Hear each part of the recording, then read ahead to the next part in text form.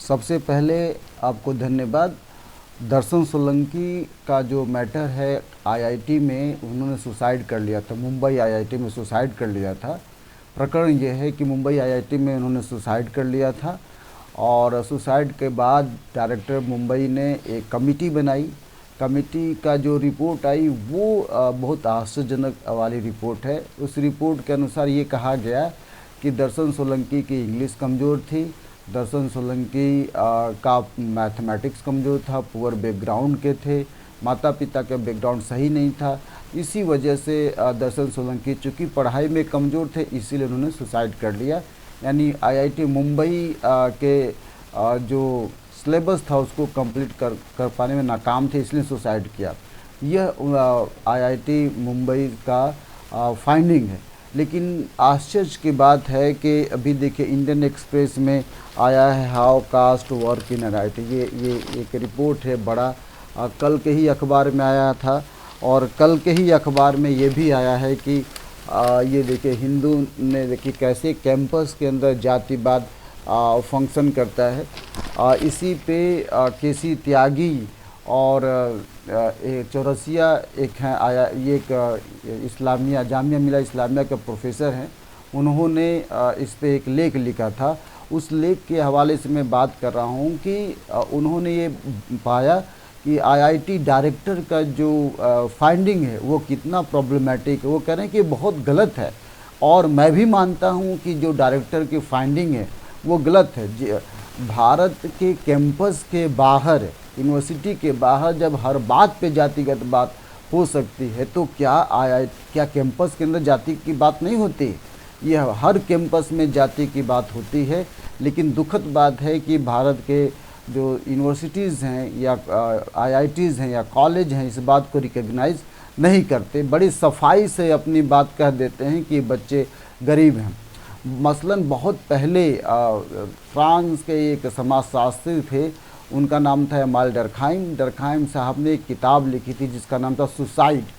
और सुसाइड में एमाल डर्खाइम बहुत पहले ही बोल कर चले गए थे कि जब भी कोई व्यक्ति सुसाइड करता है उसके पीछे उसका सोशल बैकग्राउंड, उसका ओरिजिन्स देखा जाना चाहिए। और जब सोशल बैकग्राउंड आप देखते हैं तब बातें समझ में आती है।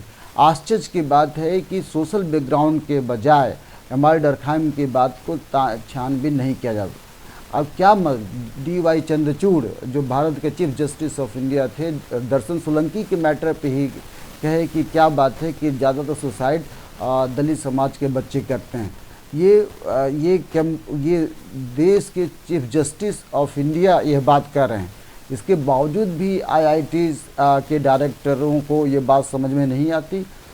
एन सुकुमार ने ये किताब निकाली है, ये बहुत अभी हाल ही में आई है कि caste discrimination and exclusion in Indian universities. ये पुस्तक बहुत इम्पॉर्टेंट है कि किस प्रकार से इंडियन यूनिवर्सिटीज़ में ये इस तरह की घटनाएं घट रही हैं। लेकिन आश्चर्य की बात है कि कोई इस बात पर ध्यान नहीं देता, बल्कि कास्ट को लेकर के कई किताबें आई हैं जिसमें कास्ट ऑफ मेरिट की एक किताब है। आप इस किताब को देखिए, caste of merit and ethnography study of IIT Madras पे अजंता सुब्रमण्यम ने इस किताब को लिखा है। ये दूसरी किताब है दीज सीट्स आर रिजर्व, ये अभिनव चंद्रचूड़ ने इस किताब को लिखा है। इसी तरह से टीस ने भी एक किताब लिखा है। ये प्रोफेसर हैं centre for study of social exclusion and inclusive policy पे। मसलन कई किताबें हमारे यूनिवर्सिटीज़ पे लिखी जा रही हैं, लेकिन भारत सरकार इस पे रिकग्नाइज़ नहीं कर रही है। मेरा मानना है कि भारत सरकार को इस पे ध्यान रखने की ज़रूरत है। मेरा ये मानना है कि भारत सरकार सीधे सीधे इसमें हस्तक्षेप करे, क्योंकि जब तक इसमें हस्तक्षेप सरकार नहीं करती है तब तक ये पता नहीं चलेगा। इस लेख के हवाले से मैं कह रहा हूँ कि हर यूनिवर्सिटीज़ में में SC/ST सेल बना हुआ है। इस लेख में कहा गया है कि जो सेल हैं वो भी SC/ST सेल, ये भी काम नहीं करते। इसमें केवल और केवल कुछ लोगों को बैठा दिया जाता है जो SC बैकग्राउंड के होते हैं या ऐसे लोग होते हैं जो कहे जाते हैं हाथी के दांत खाने के कुछ और दिखाने के कुछ, इस तरह के लोगों को बैठा दिया जाता है।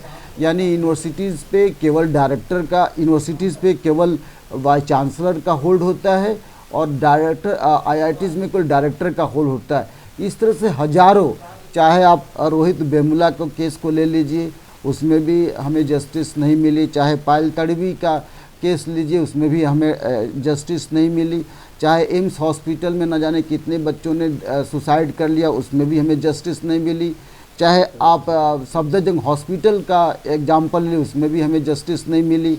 यहाँ तक कि एस के थोरट ने इसके लिए कमेटी भी बनाई, जिसका एम्स हॉस्पिटल के लिए उस हॉस्पिटल के बारे में कहा जाता है कि किस तरह से जाति को हमें दिखाई पड़ता है। मसलन एस के थोरट कमेटी ने ये बात कही कि देखिए एम्स में हॉस्पिटल में क्या होता है कि एससी बच्चे को या दलित बच्चों को पीछे बेंच में बैठाया जाता है, एससी बच्चे को क्वेश्चन आंसर पूछने के लिए समय नहीं दिया जाता, एससी बच्चे को अपर कास्ट के टीचर्स समय से नहीं बुलाते, एससी कास्ट के बच्चे को नॉन मेरिटोरियस कह करके आप ये उनको बुलिंग करते हैं, क्लास में उनको डिग्रेड करते हैं, एससी बच्चे को अगले बेंच पे नहीं बैठाते हैं। इस तरह की समस्या इसके थोरट कमेटी ने देखी थी।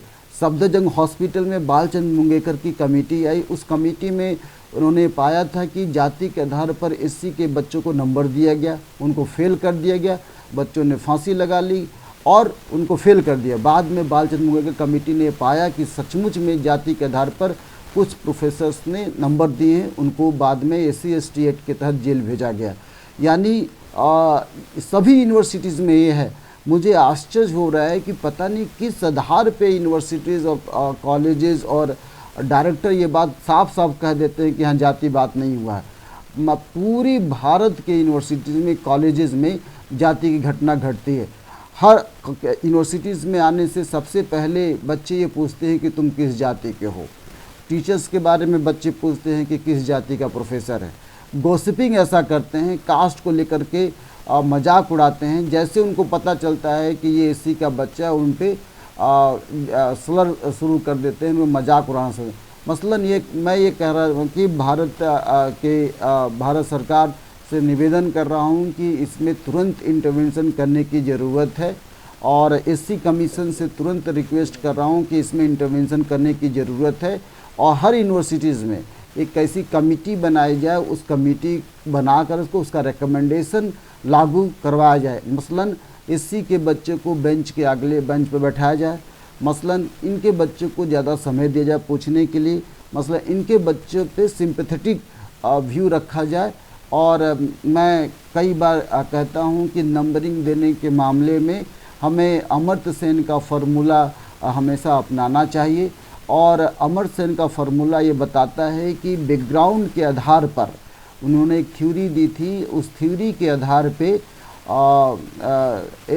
इफ़िशियंसी की थ्योरी थी मेरे ख्याल से, उस आधार पे हमें नंबर देने की कोशिश की जानी चाहिए। यानी जो ग्रेडिंग सिस्टम लागू हुआ है JNU में, उस ग्रेडिंग सिस्टम के डिप्राइवेशन ग्रेड के आधार पे भी एक नंबर देने की प्रक्रिया अपनानी चाहिए।